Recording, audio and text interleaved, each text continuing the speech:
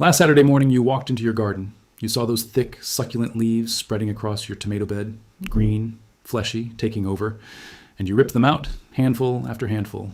Cursing under your breath, tossed them in the trash. Felt victorious when your garden bed was finally clean. You just threw away more nutrition than anything sitting in your refrigerator. That plant you killed, purslane, portulaca oleracea, contains more omega-3 fatty acids than any leafy green on earth. More than spinach, more than kale, more than arugula. More than every trendy superfood at Whole Foods combined, 100 grams of purslane contains 300 to 400 milligrams of alpha-linolenic acid. That is more omega-3 than most fish oil capsules people pay $30 a bottle for, but you did not know that. Because nobody told you. Every gardening website calls it an invasive weed. Every lawn care company tells you to destroy it. Every agriculture extension office publishes guides on how to eliminate it from your property. And meanwhile, in Greece, purslane is sold in markets as a premium vegetable. In Mexico, it is called verdolagas and cooked in traditional dishes. In Turkey, it is prepared as a prized salad green. In China, it has been cultivated as food for over 2,000 years. Same plant, different worlds.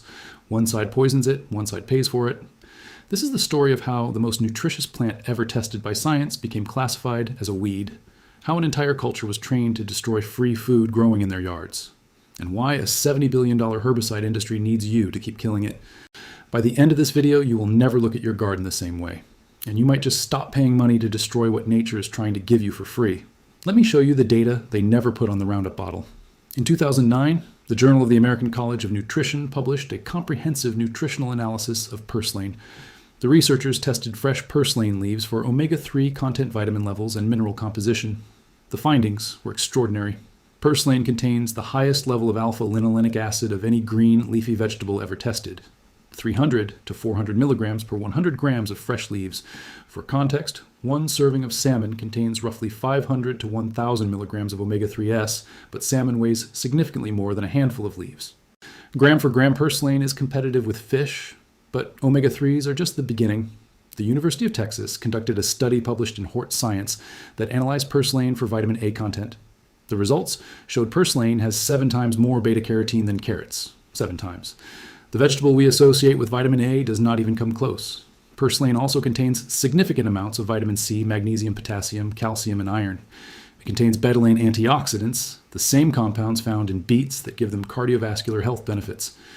A study from the University of Lisbon found that purslane has higher antioxidant activity than many cultivated vegetables, including spinach, lettuce, and cabbage. The researchers concluded that purslane should be considered a functional food due to its exceptional nutrient density. Dr. Artemis Simopoulos, a leading researcher on omega-3 fatty acids, published multiple papers highlighting purslane as one of the richest plant sources of omega-3s available. She noted that traditional Mediterranean diets included purslane as a staple green, which may partially explain the cardiovascular health benefits associated with those diets.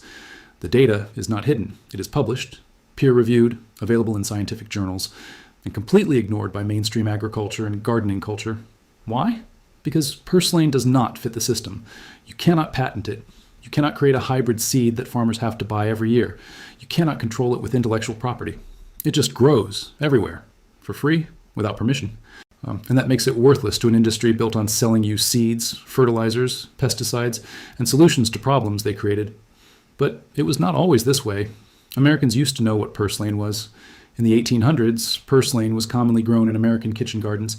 It appeared in seed catalogs. Cookbooks included recipes for purslane salads and soups. It was considered a normal, everyday vegetable. European immigrants brought purslane seeds with them when they came to America. It was already a traditional food in their home countries. They planted it deliberately, cultivated it, ate it throughout the summer. Indigenous peoples across the Americas harvested wild purslane long before Europeans arrived. Archaeological evidence shows purslane seeds in ancient food stores. It was gathered as a wild green during summer months when other foods were scarce. So what changed? How did a cultivated vegetable become classified as a weed in less than a century? The answer is industrial agriculture. In the early 1900s, American agriculture began shifting toward monoculture farming, large fields, single crops, mechanized planting and harvesting. This system requires uniformity. Weeds are anything that interferes with that uniformity. Purslane grows low to the ground. It spreads quickly. It competes with row crops. Mechanical harvesters cannot distinguish it from the crop, so it became classified as a weed, an enemy, something to eliminate. Chemical companies saw an opportunity. They developed herbicides to kill purslane and other broadleaf plants. They marketed these chemicals to farmers, then to homeowners. They created the concept of the weed-free lawn, the perfect monoculture grass yard. And they convinced millions of people that anything growing in that lawn that was not grass was a problem that needed to be destroyed. Purslane became target number one because it grows aggressively. It spreads through seeds and stem fragments. It is nearly impossible to eliminate once established, which makes it perfect for selling herbicides. A problem that keeps coming back is a problem that keeps generating revenue. Entire generations grew up being taught that purslane is a weed. Children learned it from parents. Homeowners learned it from lawn care companies. Gardeners learned it from extension offices and gardening magazines. The knowledge that purslane is food was systematically erased from American culture in less than 50 years. But the rest of the world never forgot. Walk into a market in Greece. You will see purslane sold as glystrida or antracla, bundles of fresh leaves next to lettuce and spinach, sometimes more expensive because it is seasonal and prized. Greek cooks use purslane in salads dressed with olive oil and lemon. They add it to stews and vegetable dishes. It is part of the traditional Mediterranean diet that researchers study for its health benefits. In Turkey, purslane is called semizotu. It is prepared as a salad with yogurt and garlic. It is added to savory pastries. It is considered a delicacy, especially when young and tender. Mexican cuisine has used purslane for centuries. Verdolagas are cooked with pork and green salsa, added to scrambled eggs, mixed into tacos. It is a common ingredient in traditional regional cooking, especially in central and southern Mexico. In China, purslane has been cultivated for over 2,000 years. It is used both as food and as medicine in traditional Chinese medicine. The Chinese name Ma Qisian translates to horse-tooth amaranth, referring to the shape of the leaves. It is prescribed for cooling the blood and treating dysentery. Egyptian cuisine includes purslane in salads and stir-fries. It is mentioned in ancient texts as a cultivated vegetable grown along the Nile. In Lebanon, purslane is called bakle and used in fattoush salad. In Palestine, it is mixed with bulgur in traditional dishes. Across the Middle East, purslane is a recognized vegetable with culinary value. These cultures never classified purslane as a weed. They never poisoned it.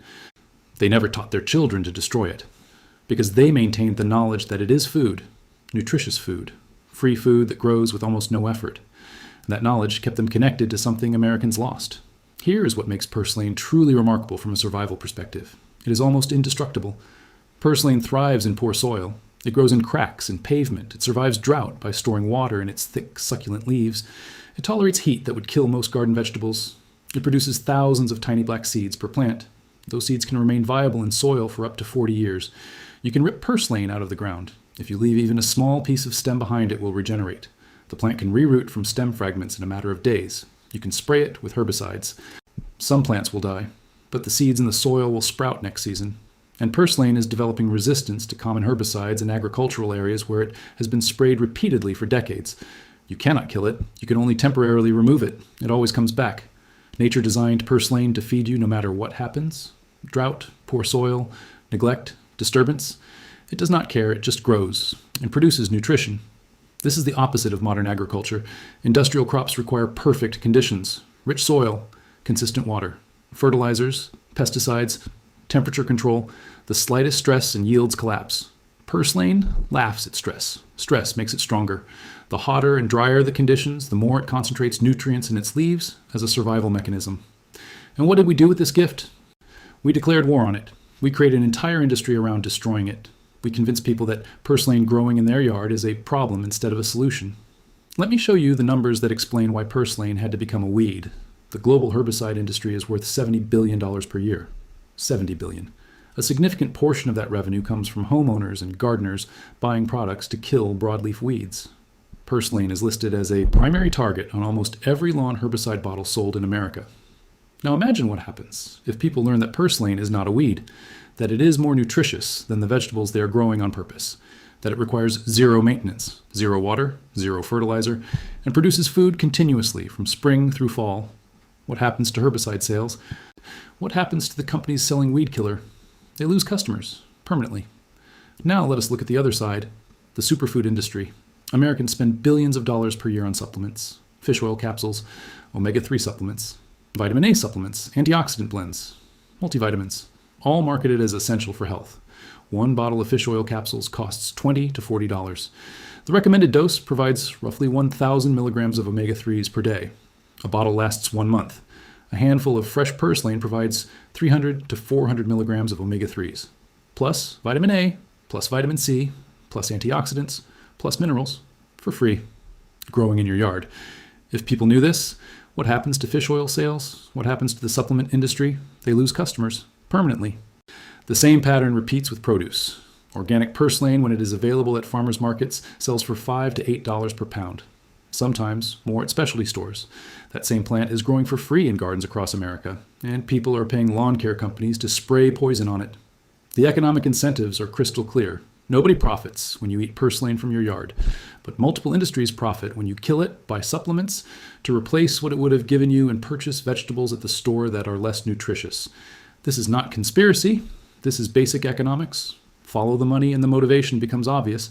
But this is not just about money. This is about health, about nutrition, about what we lost when we forgot that purslane is food. Omega-3 deficiency is widespread in modern Western diets. The standard American diet is heavy in omega-6 fatty acids from vegetable oils and processed foods, but extremely low in omega-3s. This imbalance is linked to inflammation, cardiovascular disease, and numerous chronic health conditions. Health authorities recommend increasing omega-3 intake. The solution offered by the medical establishment: eat more fish, take fish oil supplements. Both expensive, both require ongoing purchases. Meanwhile, purslane grows in sidewalk cracks, offering omega-3s for free, and we spray poison on it. Vitamin A deficiency affects millions of people worldwide. It is a leading cause of preventable blindness in children. International health organizations spend billions trying to address vitamin A deficiency through supplementation programs. Whereas purslane contains 7 times more vitamin A precursor than carrots. It grows in the poorest regions of the world, in disturbed soils, in areas where conventional agriculture struggles. And it is classified as a weed. The irony is devastating. During World War II, when food was rationed and supplies were scarce, the United States government promoted victory gardens. People were encouraged to grow their own food to reduce pressure on the commercial food system. Purslane would have been a perfect victory garden crop. High nutrition, low maintenance, grows anywhere. But even then, it was already being classified as a weed. The knowledge had already been lost. After the war, the chemical industry expanded rapidly. Companies that made explosives and chemical weapons during the war needed new markets. They turned to agriculture, pesticides, herbicides, fertilizers, the Green Revolution. That industrial model fed millions of people, I'm not denying that. But it also severed our connection to plants like purslane, plants that do not need the industrial system, plants that grow despite the system, plants that offer an alternative. And alternatives are dangerous to industries built on dependency. I want to tell you a story, a real story, about a woman named Maria. Maria was born in Crete in 1932. She grew up in a small village in the mountains. Her family was poor. They grew what they could on rocky soil, kept a few goats, foraged wild greens from the hillsides. Every spring, Maria's grandmother would take her into the fields to gather horta, wild greens, dandelion, chicory, and purslane. They would fill baskets, bring them home, boil them with olive oil and lemon. That was dinner. Sometimes that was the only fresh food they had. Maria's grandmother told her the names of every plant, taught her which ones to pick, how to prepare them, when to harvest them. This was not romantic foraging. This was survival. This was how poor families fed themselves when money and markets were not an option. Maria immigrated to the United States in 1955. She settled in Ohio, married, raised children, worked in a factory. She planted a garden behind her small house. Tomatoes, peppers, cucumbers, and purslane. She brought seeds from Greece, planted them deliberately, tended them like the valuable crop they were. Her American neighbors thought she was crazy. They told her purslane was a weed, offered to help her get rid of it. She smiled and said, "No, thank you." Every summer, Maria harvested purslane, made salads, cooked it with eggs, shared it with anyone who would try it. Most people politely declined. They did not understand why she was eating weeds.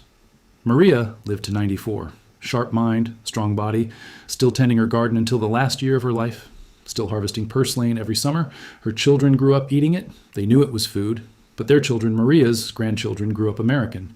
They saw purslane as the weird Greek thing Grandma ate, something from the old country, not relevant to their modern lives. When Maria died, her garden was cleared. The new owners of the house sprayed the purslane, planted grass, put in a patio. The knowledge died with her in one generation. This story has played out thousands of times across America. Immigrant families who knew, who brought seeds, who kept traditions alive. And then assimilation, modernization, forgetting. The plants are still here, growing wild, waiting. But the people who knew what to do with them are disappearing. So here we are, the most nutritious leafy green ever tested by science, growing for free in yards and gardens across America. And millions of people spray poison on it every weekend without knowing what they are destroying. This is not about purslane. This is about a culture that forgot how to see food growing at its feet. A culture that was taught to fear and destroy plants that do not come from a store. A culture that depends on industries to sell back what nature offers for free. Purslane is not the only plant. It is just the most dramatic example. Because the nutrition data is so extreme, because the omega-3 content is so high, because the contrast between how it is treated here versus the rest of the world is so stark. But the pattern is everywhere. Dandelion, lamb's quarter, chickweed, plantain, nettle, all classified as weeds, all more nutritious than cultivated vegetables, all growing freely, all destroyed. The herbicide industry needs you to keep killing them. The supplement industry needs you to stay deficient. The industrial food system needs you to stay dependent. And the knowledge that could set you free is dying with the grandmothers who still remember.